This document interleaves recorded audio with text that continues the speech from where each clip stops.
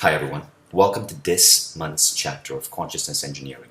We'll be talking to Mira Kelly about love and life purpose. Mira, how are you? Hello, Vishen. It's so wonderful to be with you. And you know what's funny, Mira? Typically, when I do these interviews, one of the first questions I ask every person we bring on for these classes is, what gets you out of bed every morning?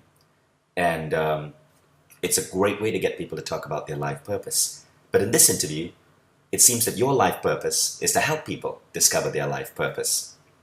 So we'll skip that question and we'll go straight to the heart of the matter.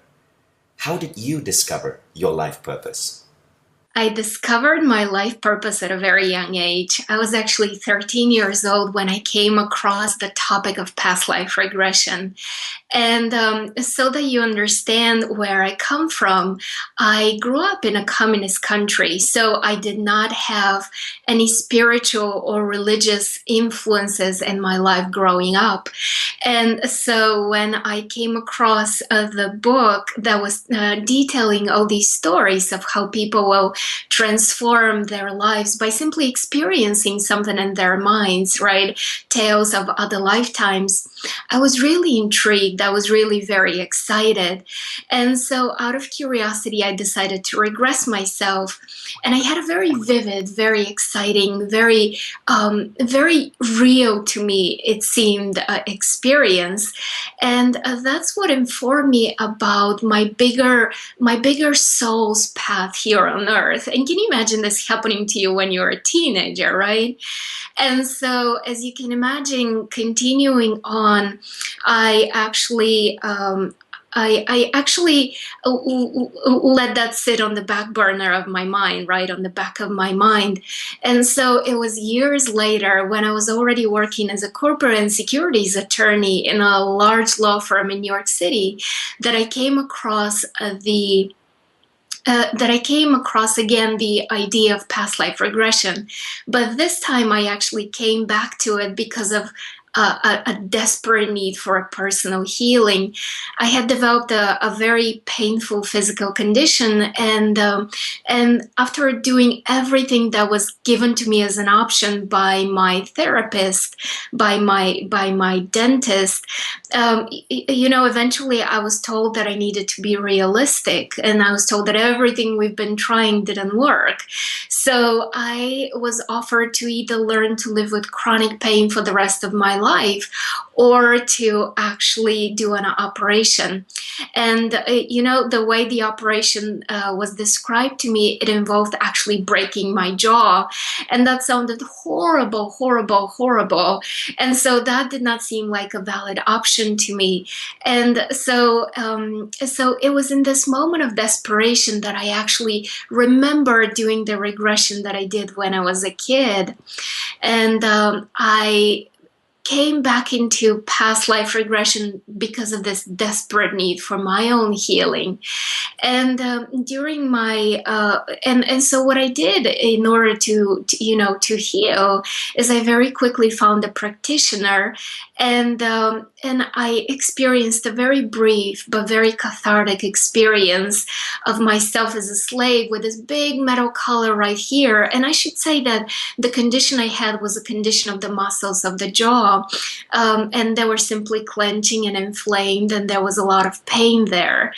And that's why it didn't make sense to me, why would my jaw be broken so that the muscles around the jaw can be healed, right? And so it was a very brief experience, but informed me very deeply about this idea of power and powerlessness, right? It allowed my mind to see different perspectives, and once the mind sees a bigger picture and understands, the mind wants to do differently, right? And so I received a huge dose of empowerment and inspiration. And the following day, here's the miracle of my story. After having done this regression with this practitioner, I actually woke up and the pain was completely gone. It was miraculously healed. And it was through my own personal healing that I came back into the world of past life regression. regression, and this time around for good. Eventually, over time, I was able to let go of my career as an attorney, move on, and actually do this work with people and serve them in this way now. So, Mira, what you're saying you found is that through past life regression, you could see that in the past, due to trauma, having something over your mouth, you were a slave in the past, that created a situation in this life where that same trauma was coming back. But when you have that past realization, you were able to heal yourself in this life. That's exactly what happens with people when they do a past life regression. They're able to understand how they have been working through the same lessons and challenges that they are presently having in this now moment. And as I mentioned to you, it's such an empowering understanding for you to see the big picture, for you to understand the connections that you have had with people through other lifetimes, and really come to a place of saying, you know what, I'm a different person. I can do differently and really make different choices. And so that's how you found your life purpose, to help people through past life regression.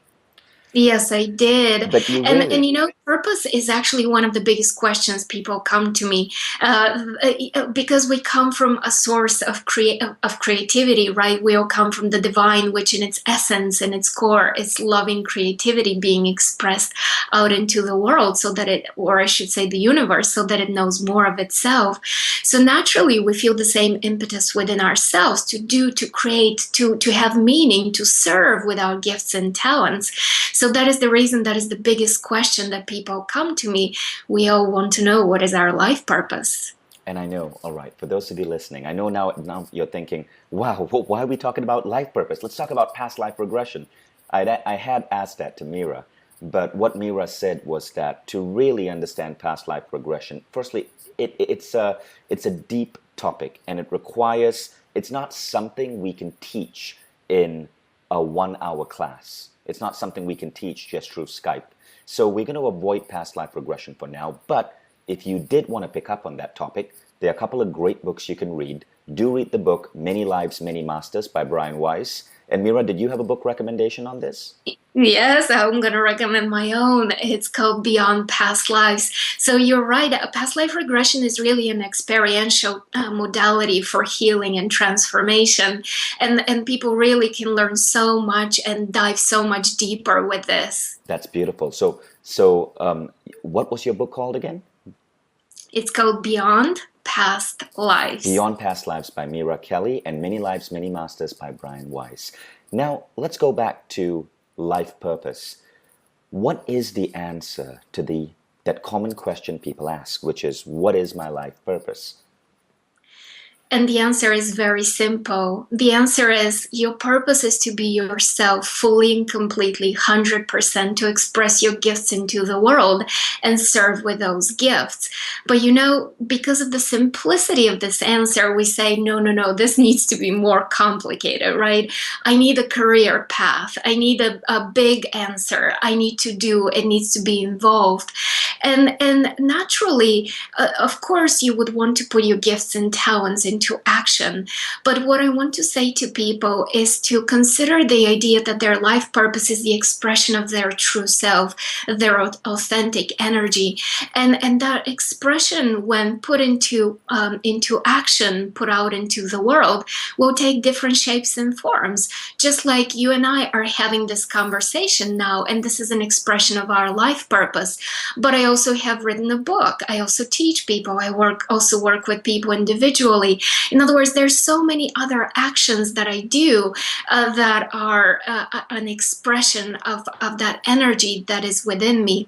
I also love doing yoga, right? So I see that being also part of my life purpose, to teach people through yoga. And so that's the very first thing I want to bring to people's awareness. Expand your definition of purpose. Rather than thinking career, think the expression of my true authentic self out into the world. So that's interesting, right? But I know this group that's listening, and they're wondering, give us a formula. Is there a formula or a system to help someone lead a purposeful life? Absolutely. I've got a formula for you, and the formula goes like this. In order to live a life of purpose, meaning, and fulfillment, the key is for you to be focused and aware of what excites you. And before I jump into the formula, let me explain why you being connected to what moves you and what excites you is so important. Because it's really the energy of your higher self that constantly speaks to you and guides you. And for me, the higher self is that part of us. It's not a separate entity, it's not somebody else out there, but it's really a part of us that is part of our soul that is not focused in physical reality. So it's still a part of us that wants our full fulfillment. And unlike our physical body and our mind, it's not focused in a physical reality. So because of that, our higher self holds the blueprint of the greatest achievement we're looking to create and experience, and the greatest potential we hold in this life, right? And so our higher self, in a way, is sitting on the mountaintop and is looking down and saying to us when we're down in the valley, and is saying to us, okay, I know exactly where you want to go. Now listen, turn left, turn right. This is the way. I see the way. Just listen and let me guide you, right? And the way we get the greatest level of guidance is through that sense of constantly checking in and saying, does this feel authentic? Does this feel good? Does it feel real to me? Does this excite me? As opposed to, I don't want to go there. This doesn't feel right. It doesn't feel like it's me. So that's why we want to be in touch with our excitement. And here's the formula. In every moment, do what excites you. The second step, to the best of your abilities. And the third step, without any expectations. Because when you start doing what moves you, what really speaks to you, you really want to do it to the best of your abilities, not hold back. And you want to do it without any expectations of where that is going to take you, right? Because it's so easy for the mind to say, wait, I'm stuck in this job and I'm so miserable and I'm so unhappy and I want to be doing this other kind of business, right? I want to be working for myself. I want to be bringing light and inspiration to the world. But how is that going to pay the bills, right? How am I going to jump from A to Z? I don't see the path in between. And I'm here to tell you that you don't need to see B, C, and D. What you need is to take it a step at a time, because truthfully, your path unfolds a step at a time. And the mind is very tricky, right? The mind wants to create plans. The mind wants to see the big picture. The mind wants predictability and certainty. And so naturally, the mind will try to create projects and plans. And not that there is anything wrong with those. I'm not saying that. I'm not trying to say throw out your conscious ability to use your mind and just simply go with the flow. I'm not saying that. But I'm saying to you, the way to really living fully your purpose is to combine the inspiration that comes from your higher self with your ability to execute. In other words, we usually trust and surrender when we have done everything possible we can think of, right? When we have banged our head against all doors and said, oh, it's closed doors all around me, I don't know which way to go. And usually the mind will come up with plans that are based on things that we already either have experienced and have comfort with and know how they work, or we have seen other people experience and have known as their own path. But each one of us is so unique. The path each one of us walks on is so different.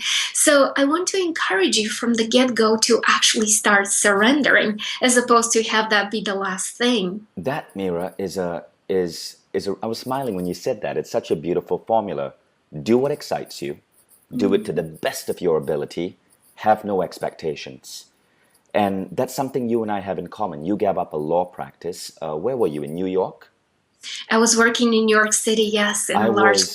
I was a trained computer engineer, computer scientist. I gave that up. I was also living in New York, and I became a meditation instructor in New York. And my friend said, Vishen, that's the surest way to go broke. And but that was what excited me at that time. What excited me was the human mind. I was a massive reader of everything to do with mind science and spirituality and meditation. And at a certain point, I wanted to teach. And so I started doing what excited me. I did it to the best of my ability. And when I first did it, I hardly made any money. I was making $4 a day, with people downloading my little meditation audio online. And I did that for 1 year. Then my wife started helping me. And soon we were making $4,000 a month. And that was enough for my wife and I to not have any other job and just focus on that. We did it to the best of our ability. But what was funny is we had no expectation. When I started running my little meditation practice on the side, I had no expectation. In fact, I'd make $4 a day and I turned it into a game. I wanted to see, how much money I could make a day in terms of Starbucks beverages, because I lived across the street from a Starbucks, as there's, half of New York. So at $4 a day, I could go into a Starbucks and buy a little mocha frappuccino. And then when it went up to $6 a day, I could get it venti with whipped cream. And that became the game. How much stuff I could get from Starbucks. I never realized that 10 years later, I would have a company employing over 100 individuals, and we'd be the biggest sellers of meditation. But to this day, everything I do in my company, I do what I have fun with. If there's something I don't have fun with, I don't do it. And so I literally don't have work. I do not work. Even interviewing you isn't work. It's another one of those amazing conversations with amazing individuals I love learning from. So I'm sharing that because a lot of people who are listening to this are going to go and say, that's easier said than done. And I think if that's what you're thinking, you're missing the point. We're not talking about just operating in the logical, physical world. We're talking about a philosophy that brings forth access, guidance, inspiration, synchronicities from other sources. And I want to share one more thing, Mira. In the book, Think and Grow Rich by Napoleon Hill, Napoleon Hill says exactly what you said. He says to go forth and do what excites you. But he gives a warning. He says, take baby steps. He says, you don't have to know the path, the business plan, the finality of the route to how you're going to get there. But take baby steps. And if those baby steps are in the wrong direction, something will happen to pull you back. If it's in the wrong direction again, it pulls you back. It pulls you back. But you got to take baby steps because that shows intention. It shows that you're serious. And it calls upon other forces to help you. Would you agree? Absolutely. I absolutely agree with that, because 10 years ago, when you started teaching meditation, you could not have seen where you would be 10 years later, impacting the world and teaching in such bigger ways. But you see, here's what happened. You felt the joy, you felt the excitement, you wanted to follow that path. And what you said is you showed up. You said, I am ready. I'll do what I can. This is how much I can right now. I'll record one meditation. That's all I can do, and I'll do it to the best of my abilities. And naturally, what happens with excitement, it's an ever-perpetuating cycle, because the more you show up, the universe says, oh, goody, we can give you more, right? And then more gets presented to you, and you are able now to even better handle it. And more shows up and more shows up. And you and I have spoken about beliefs, and I know that beliefs are something significant that you contribute to this world of inspiring and empowering people. So let me share with you something that I have discovered. What happens is when you start living your passion and your joy, even in the slightest way, what happens is all your fears rush to the surface. In other words, everything that is not being integrated within you shows up. And because you're looking to grow, you're looking to be more of yourself, because by living your passion, by living your joy, you literally are bringing the divine within you, right? You're bringing your higher self every day to be walking in your body and operating from that higher place of consciousness. So naturally, you're becoming more of yourself when you start living from a place of passion and joy. And the more you become more of yourself, what happens is you have to integrate all the shadows.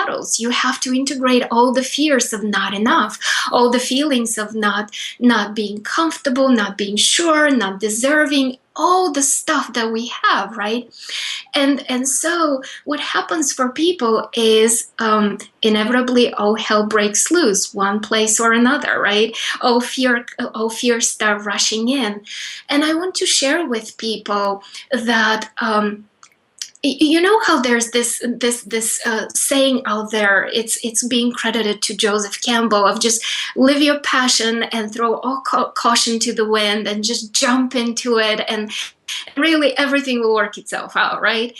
And I want to share with people and really let them know, once you start living your joy, once you start living your passion and your purpose, things will come to the surface that you will have to deal with. But here's one thing I promise you: the moment you are willing to face them and work through them, and as opposed to running away and saying something went wrong, I didn't do things right, there was enough, I here's an example. I left my job, I tried to be an actress, I couldn't make enough money, and there it is, I'm back at waitressing, or whatever example it is, right? People trying to live their passion, things not working out, and then going back to doing something else just to pay the bills. And the reason being is because when you start growing, naturally you have to integrate all the fears, right? And so I want to let people know, your fears are not bigger than you. You can work through them. You can absolutely and completely move through them and allow yourself to expand and grow. And I promise you, on the other side of this fear, there's even more passion, even more joy, even more sense of fulfillment. And let me give you an example so that this is clear to those who are with us on this conversation. When I started doing past life regression, it very quickly became clear to me that I needed to start sharing this message. I was immediately put on stage with Dr. Wayne Dyer, and the opportunity was always there for me to reach out to more and more people. And yet, at the same time, Vishen, I was completely terrified of the idea of public speaking. I mean, for me, two people was a crowd, that fear of just nothing meaningful will come out of my mind. I'd better run out of the room. It was that paralyzing. And so I could have very easily said, yeah, no, I'll just sit in my little office, do regressions for the rest of my life, play it small. This is too big of a fear for me to tackle and deal with. And yet I decided, you know what, this is not bigger than me. There is a gift here, because every fear is actually just a messenger. It really is the message of your higher self saying to you, I want you to move in this new direction, go this way. But this energy of our higher self is being filtered through negative beliefs, right? It's being filtered through the not enoughness that we put on ourselves and we play and we experience in our lives. And so naturally, that's why it feels so strong, because the stronger the message of our higher self guiding us and saying, this is the way, go this way, the more fearful it feels to us. So I knew when I was tackling this fear of public speaking that I knew that on the other side it was going to be good. But what I didn't realize is how good it was going to be. Now, one of my biggest joys, because I clearly have released that as a fear, right? I have moved beyond it. Now I actually get so much pleasure and satisfaction out of sharing with people, just this opportunity to speak to their hearts, and share in a bigger setting. It's one of my biggest passions and joys. In other words, my work brought me to a place through my fear, in a place of being able to be even more of myself and serve in ever bigger and more fulfilling ways. Very well said, Mira. I want to add something onto that, sort of a system or a model that people can use to help alleviate the fears. So firstly, you got to understand that the fears are, the fears do slow things down. In 2009, I gave a famous speech called Happiness is the New Productivity. And that speech has been watched over 250,000 times on YouTube, even though it's like an hour long. Now, in that speech, I suggest something which I had learned just in my journey through life. And that something was this, that to truly succeed in life, to activate luck, to activate synchronicities that move you towards your dreams, you must have two ingredients. You must be having fun. You must be happy. Work shouldn't feel like a chore. It should be something that you're truly happy about. Mira has said the same thing. Do what makes you excited. See, what we've found is that if you're working in a task that doesn't make you happy, it slows down the unseen forces that move you forward. Happiness is the new productivity. But to be happy, you must also have a second ingredient. Firstly, you must have some vision of where you want to go. So that second ingredient is you must have it doesn't have to be a crystal clear goal, but it is a vision. I want to be a meditation instructor. I want to write a book. I want to be an actress and maybe be having a play on Broadway. You must have a vision. So you must have happiness and you must have a vision. Now, when you put that two together, you create another rule which is very important. Most people associate happiness with attaining the vision. So you think, I will be happy when I get that job on Broadway. But for this game to work, you got to be happy before you attain the goal. You must be happy in the journey and not at the destination. In the book Quantum Success, the author writes, happiness must be disentangled from the goal. She calls it the, what was that term she uses? She calls it the paradox of intention.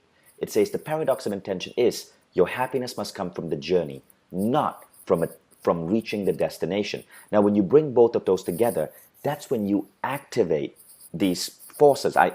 You don't have a solid name for them. People call them guides. People call them God. People call it higher intelligence. People call it coincidences or synchronicities or the law of attraction. But that's when you activate these forces that keep moving you there.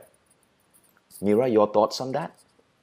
I really love what you're saying because, that is really a given in the formula that we shared. In other words, you really enjoy and do what you do for the sake of it, just because it's fun, right? Just as when you bake cookies or when you play with your children or when you and I are doing this conversation, you and I are just really doing this because in this moment our sharing is so much fun for the sake of it. What comes out of it, that's its own separate outcome, its own separate thing.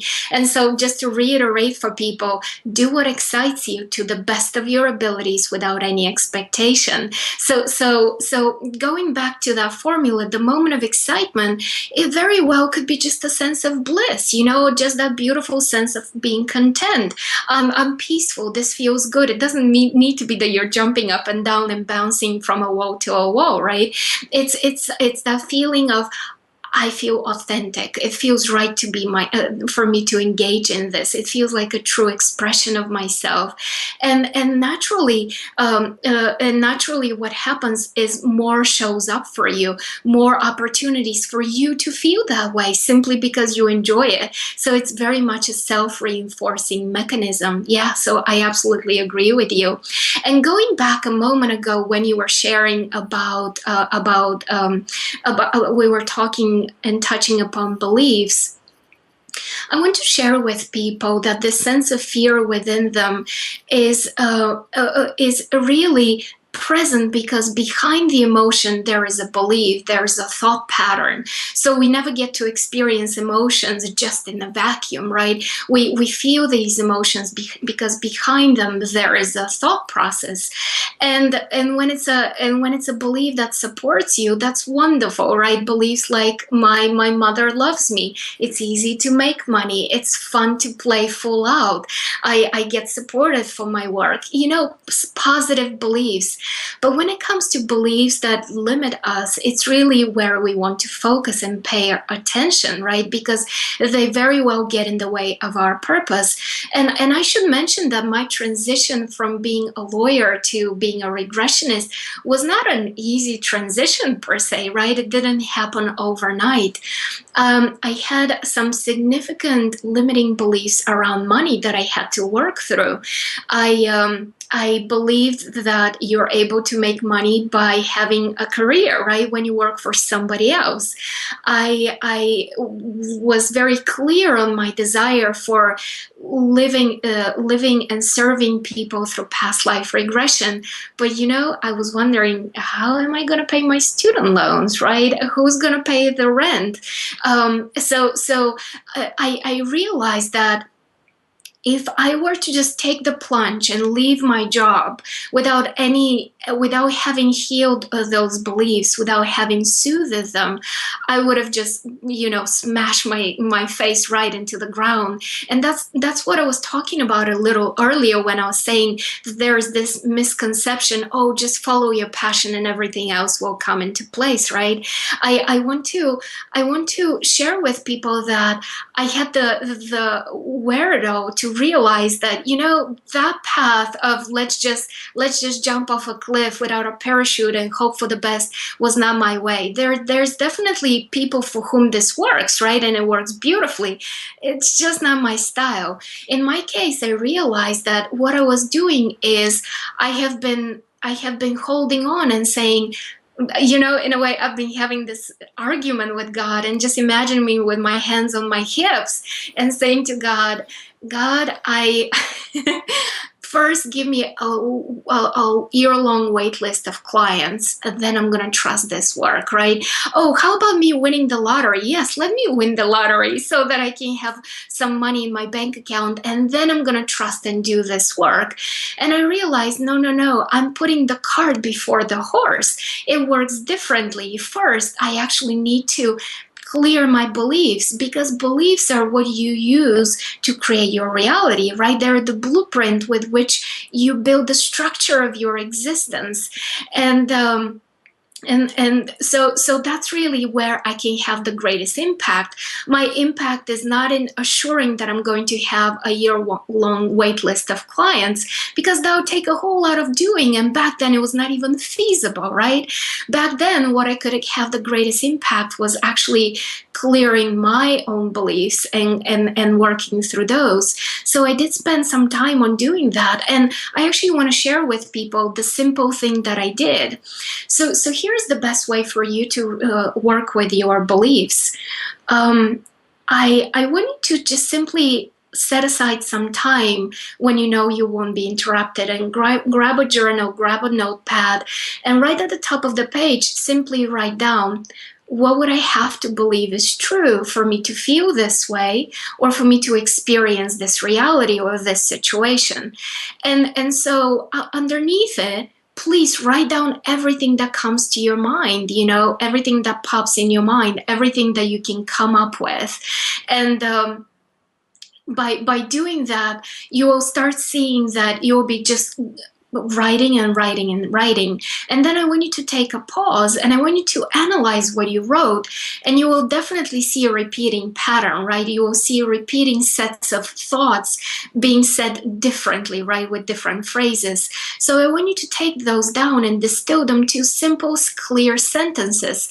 Simple, clear sentences as, I don't know, you cannot make money as a healer, right? It's hard to make a buck in this world, whatever it is, right? Whatever those beliefs are for you, just distill them down to sentences, because what happens is our beliefs are such self-reinforcing mechanisms because we create them and then we re-experience them back. And so they're such self-reinforcing mechanisms that we actually take our beliefs to be reality itself, as opposed to the assumption and our interpretation of what reality is. And the reason why I say is that we create beliefs and then re-experience them is because, actually during the very first few formative years of our life, up all the way up until 6 or 7 years old, we are actually in a full trance state. As a child, we're in a state of hypnosis. We're in a brainwave activity where we're practically sponges absorbing everything, right? So along with baby food, our parents are also subconsciously feeding us all their beliefs and limitations. And we get to pick up the family stuff, right? The family beliefs about love, about commitment, about devotion, about relationships, about work, about money, about who we are, about how we are in the world, how is the world. And so that gets downloaded into us. And naturally, we want to be loved. We want to be accepted. We want mommy and daddy to love us. So we are willing to dim our light and say, okay, I'll do whatever you want out of me, right? I'll say whatever it is that you believe, because this is what you believe, even though on the back of my mind, I might know differently, but I'm willing to play along just so that I receive that love and acceptance, right?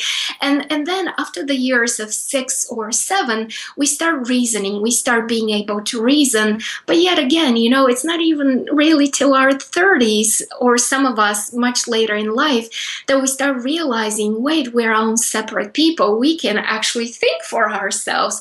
Now let me actually examine what is it that I believe and what is the life that I'm creating for myself.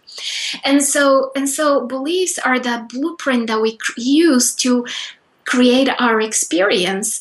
And then through our senses, we actually get to re-experience it and bring it back and say, you see, my expectations, my thoughts are validated. This is how life works. And that's why it's really very important for you to not to try to shake up the world and try to shake up people and say you need to change, but to go within and work with your beliefs. That's a interesting formula. Could you repeat that again, Mira? That particular formula where we take a piece of paper. I want to make sure we're very clear on that, because that sounded like a Yes. beautiful system. Yes. So the question is, what would I have to believe is true for me to feel this way, for me to experience this? In other words, just fill in the dots for whatever is being challenging for you, whatever is the issue that you're working through right now. And you can use this for anything, right? Any area in your life can be subject to this examination, because ultimately our goal here in life is for us to realize that we are the master creators of our life. So that we bring back the topic of reincarnation into the conversation.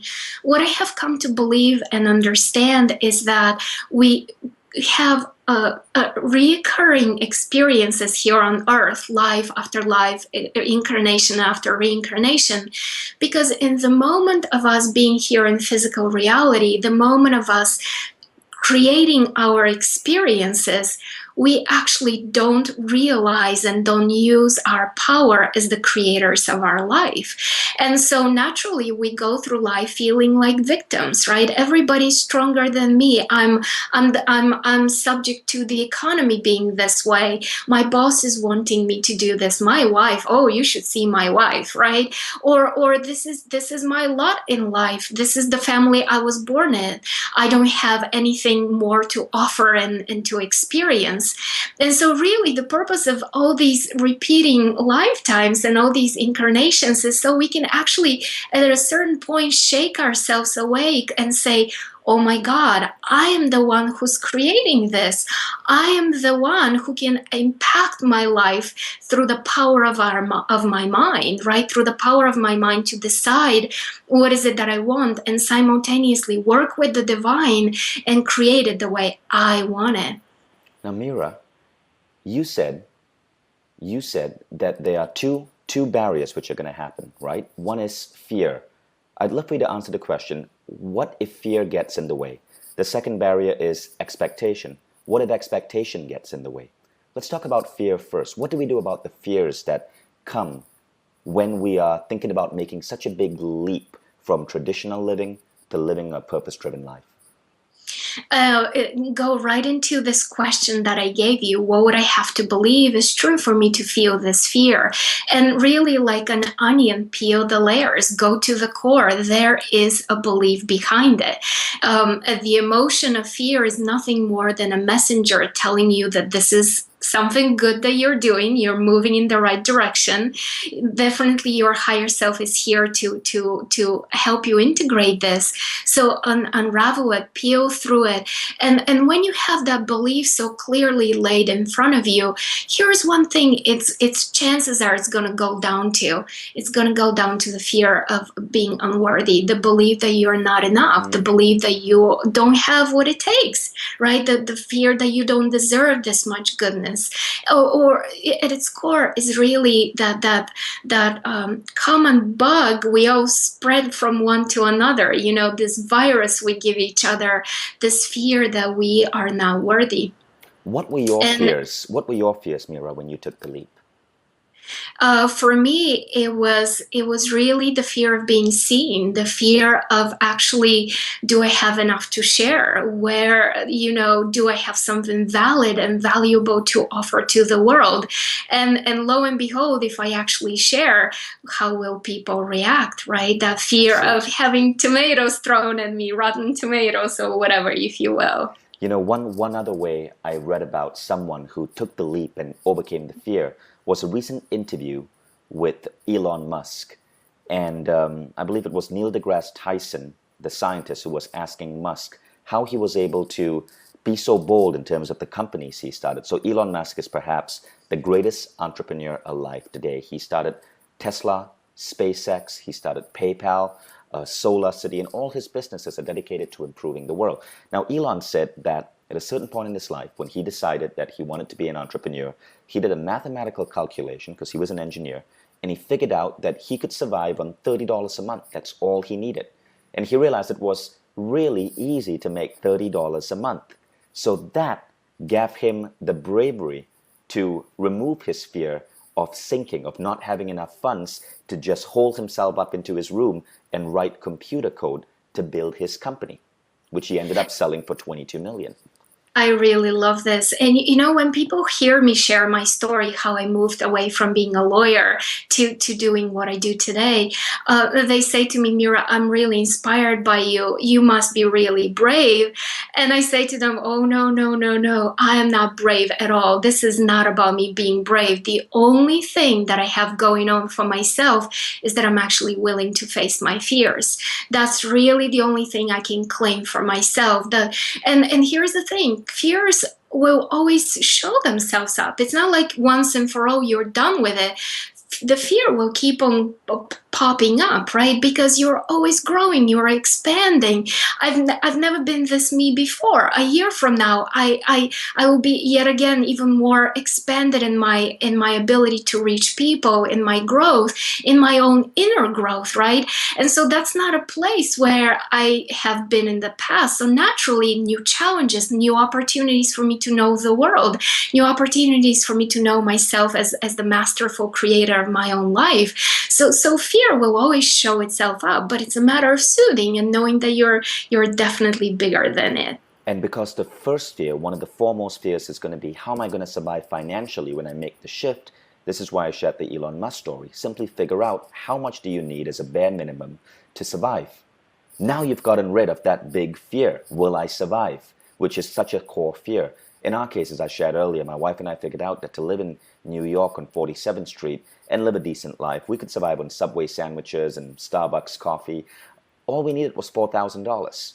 And even though it was a slow build-up, when we hit that mark, $4,000 from our little meditation website a month, we quit our jobs and we could dedicate our lives fully to building Mindvalley. So my advice for people listening is figure out what is that minimum viable income you need to basically just, take the plunge and live that life. But if you don't take the plunge, I can tell you this, and this is why this call is so important. If you continue working in a job that you think of as work, that you dislike, that isn't where you feel your skills are, that isn't aligned with your passion, it is going to be an uphill climb. But as soon as you move into something that makes your heart sing, that truly is your passion, that you enjoy doing, something that you would do anyway if you didn't get paid for it, life certainly becomes easier, because happiness is the new productivity, because you're activating synchronicity, because you're activating unseen forces to help you move ahead. And that's why I do not believe anyone can truly be successful in a job they love. And I remember giving this advice to a couple of hundred people at a speech once with the Dalai Lama and Richard Branson. And I said, look, if I'm going to whisper something to you, because it's a dangerous secret, but if you're currently working in a job that you dislike, if you dread getting to work every day for an extended period of time, my advice is quit. Just quit. And a lot of people in that audience did end up quitting their jobs. They wrote to me later, and they ended up finding stuff that was meaningful to them. Yeah. So Mira, let's go on to the next question, okay? And let me say something here. go Let on. me just add on to this. The reason why it feels so challenging and difficult being in a situation where you're not really your true self, living from a place of offering your gifts and talents to the world, is because you try to imagine yourself as a puzzle piece, right? You are created with specific gifts and talents, and by being yourself, you're able to offer those gifts and talents to the world. But when you try to be something that you're not, you become this puzzle piece that is all contorted and bent over backwards, So in other words, you don't fit, you don't belong, you don't fit into the bigger picture of where you're meant to serve and offer your gifts to the world. So naturally, what you experience back is that you are alone. You feel that you're struggling. Every morning is something to be dreaded, getting out of bed, because when you don't fit into the big picture of this puzzle, the world is not able to support you. The world is not able to give you what you need for you to be your more authentic self. So I absolutely wanted to reinforce what you said there. Absolutely. Now, we spoke about fears. You said another barrier is going to be expectations getting in the way. How do we deal with that? Expectations is truly such a funny thing, right? Because as we spoke, we get to do what we love doing, but there is always on the back of our mind, but wait, how is this going to serve me? What is this going to do for me? And I want to share a story with you so that this is such a beautiful example, because truly we learn through stories, right? That's not by somebody waving their finger at us and telling us this is how it is. We learn through stories. I was working as an attorney at that time, and of the story taking place. And I have studied with Brian Weiss. He's a very close friend and a great mentor of mine these days. And I received an email from him and his daughter Amy. And in this email, they were saying, we are reaching out to everybody who has ever studied with us, who has ever come to our workshops. Please send us your regression stories, be your own personal or the stories of your clients, because we are writing a book and we want to include your stories in our book. And now, Vishen, I received this email, I read it, and I said, oh, this is wonderful. How exciting that they're doing this. I definitely know this is going to be a great book. I cannot wait to read it. But if I send my own stories, what's in it for me? That feeling of how am I going to benefit from this? Because back then I was struggling with the plan. I needed a plan on how to get out of lawyering, right? So I didn't see how me sending a simple story is actually going to benefit me, right? It will benefit them. They'll get a book published. They'll get the money from their royalty checks, not me, right? So I was like, okay, this is wonderful. I'm not doing anything about it though.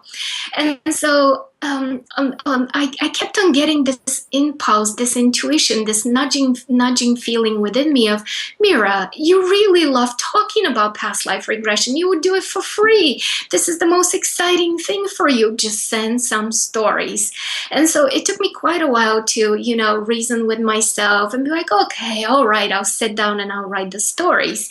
And I did exactly that. I sat down and I wrote the stories. And in the moment of writing, I felt so much excitement, so much happiness, so much just really doing something I love. It felt so meaningful. And I was flowing with it so beautifully that I actually gave even my real name, Mira Kelly. And I have to tell you, back then, there was this big fear on the back of my mind that I was in a very conservative legal environment, that if the world got out in my conservative legal world of what I'm interested in, that people wouldn't take me seriously, that it may jeopardize my career. And even though I didn't want the career, there was still safety in the paycheck that was coming from that job, right? So I was not ready to throw that out of the window. And so I actually, lo and behold, because I was feeling so much joy, so much passion, and so much excitement, I decided to write my real name. And after I sent out the email with the stories, I had this moment of saying to myself, Mira, did you really do this? Is this the right thing to do? Maybe I should reach out to them and just say, just edit my name out. But good thing I didn't, because this is what happened next. I received an email from them quite some time later. I had already transitioned into being a past life regressionist. I have already created a new path in life for myself. And I received an email from them saying, we loved all 3 of your stories, and even though we received 400 submissions for this book, we picked all 3 of your stories because they were so well written. They exemplify points that are so important to make and so many good lessons to teach. So you're going to be included in our book. And I said, oh, that's wonderful. That's fantastic. So again, quite a lot of time passed by, and one day I receive another email from them saying, Mira, we are going to be on Oprah's Super Soul Sunday.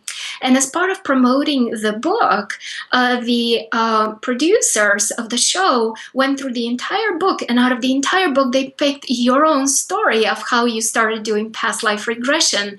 And we just wanted to let you know that your story is already on Oprah's website and is being used part of the promotion. And now, Vishen, I sat there and I said exactly the same. I said, oh my God. Because you see, when I get that inspirational nudge to write the stories, I could not have seen how everything would happen, and eventually how those stories would end up being promoted by Oprah and her people, right? I could not have even imagined it. And yet, have I allowed for my expectations to get in the way, I would have never gotten there, right? So that's why I want to tell this story to people, because ultimately no amount of doing would have ever landed me on Oprah's website by me just doing and saying, please publish me, please do this, right? It just simply happened just because I followed that moment of inspiration, that moment of, this feels good, this feels exciting. And so again, the formula, it really, really works. And the formula goes like this. In every moment, out of all the options you have, please pick what excites you. Do it to the best of your abilities. Don't hold back, really, fully and completely. Give it your all, and then do it without any expectation of what that needs to do for you. Because I promise you, it will do things for you. It's just in the moment you don't have to know. And the beauty of this formula is that it's not something that you do once. I literally live this way every day. And from what you spoke about how you run Mind Valley, it sounds like you do it the same way too, right? You use the very same formula. So I really want to share with people, no matter where you are now in the process of living your purpose, start right there applying this formula. And maybe your challenge is even the very first step, that you don't even know what excites you, right? Because Vishen, this often happens with people, especially women, who have been so much have devoted so much of their time to raising kids, doing their following their career, doing everything that being a good person entails, being a good daughter, a good wife, a good mother, that all of a sudden they find themselves in the place of saying, you know what?